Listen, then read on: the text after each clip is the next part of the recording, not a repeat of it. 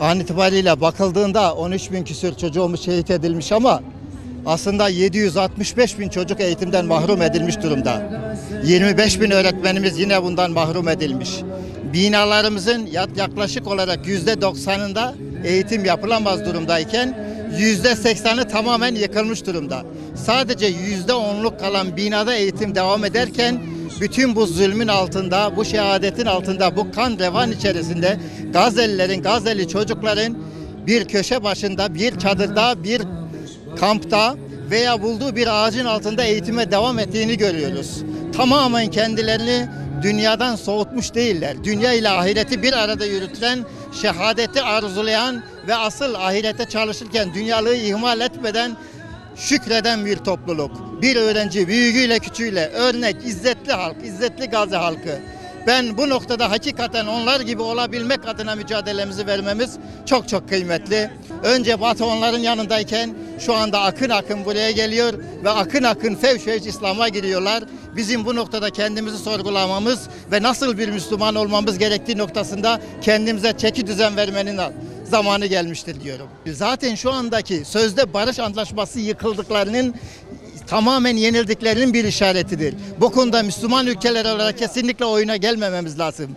Gazze'nin, Hamas'ın şu anda dışında o Gazze halkının kabul edeceği bir anlaşma dışındaki bir anlaşmayı bizim kabul etme lüksümüz yoktur. Hakikaten bu mücadeleyi onlar verdi. Bu mücadelenin şeklini onların belirlemesi gerekiyor. Bizim keyfi olarak veya İslam ülkelerinin bunda bir keyfi bir davranma hakkı olmadığı kanaatindeyim. Bildiğiniz gibi hekimlik mesleğini yaparken hekim karşısındakinin hiçbir değerine bakmaz. Sadece insan sağlığı için çabalayan bir meslek grubudur. Doğrudan insan sağlığıyla ilgilenir. Dolaylı yollardan değil. Modern zamanın en vahşi, en barbar, en acımasız katliamının yapıldığı Gazze'de hekimler, sağlık çalışanları canları pahasına memleketlerini terk etmeyerek insan sağlığını kurtarmak için çabaladılar. Bunun hiçbir kelimeyle takdiri söz konusu olamaz. Ancak bir mümin olarak Allah'ın rızası ile bu karşılık bulabilecektir. Çünkü Gazze'de yaşanan katliam o kadar şiddetli ki İsrail terör devleti okul, kreş, hastane demeden, çoluk, çocuk demeden, kadın, yaşlı demeden bütün her şeyi bombalayan vahşi bir zulüm işlemektedir. Bu açıdan bu hekimlerin birçoğu maalesef şehit olmuş, hayatını kaybetmiştir. Geriye kalanların birçoğu gözaltına alınmıştır. Hastaneler yerle bir edilmiştir. Ama bu haklı, bu insani, bu vicdani mesleklerini hiçbir zaman ihmal etmemek için ellerinden geleni yapmışlardır. Biz onlara şükran duyuyoruz. Büyük bir onur. Ayrıca bu zulmü yapanlar ve bu zulme destek olan güçler tarih sahnesinde kara lekelerle, lanetle anılacaklardır. Bugün olmasa da yarın biz buna şahit olacağız inşallah. Onlara saygı, selam ve hürmetlerimizi iletiyoruz. Rabbim onlardan razı olsun. Bizleri de o mazlum kardeşlerimize destek olanlardan eylesin inşallah. Maalesef kendi nöbetteyken, insan hayatı için çabalarken kendi çocuğu ölü olarak bombalamış bir şekilde önüne gelen hekim meslektaşlarımız oldu. Bunun tabi bu acının tarifi mümkün değil. Rabbim onların amellerinin ancak karşılığını cennete verecektir diye inanıyoruz. Allah onlardan razı olsun. Bu çok büyük bir zulüm. Biz hiçbir zaman bunu unutmayacağız ve bunu unutturmamalıyız diye düşünüyoruz. Gazze'de 1244 tane yaklaşık cami bulunmakta. Bu camilerin maalesef %95'i şu anda yıkık, harabe. Ama elhamdülillah Cenab-ı Hakk'ın fazl-ı keremiyle, mücahitlerin gayretiyle Müslümanlar yıkık harabeler içerisinde dahi ibadetlerini yerine getirmeye devam ediyor. Ve aynı zamanda Kur'an eğitimi hızla devam ediyor. İslami ilimler dar imkanlarla dahi olsa elhamdülillah yürütülmeye devam ediyor. Ve men azlemu mimmen men'a mesacidallahi en yuzkara fiha ismuhu ve sa'a fi harabiha. Allah azze ve celle buyuruyor ki Allah'ın mescitlerinin yıkılmasına uğraşan ve orada Allah'ın adının anılmasını engelleyenden daha zalim kim olabilir? Ulaike ma kana lehum en yedhuluha illa khaifin. Cenab-ı Hak buyuruyor ki o Allah düşmanlarının, kafirlerinin oraya ancak korkarak girmeleri yaraşır.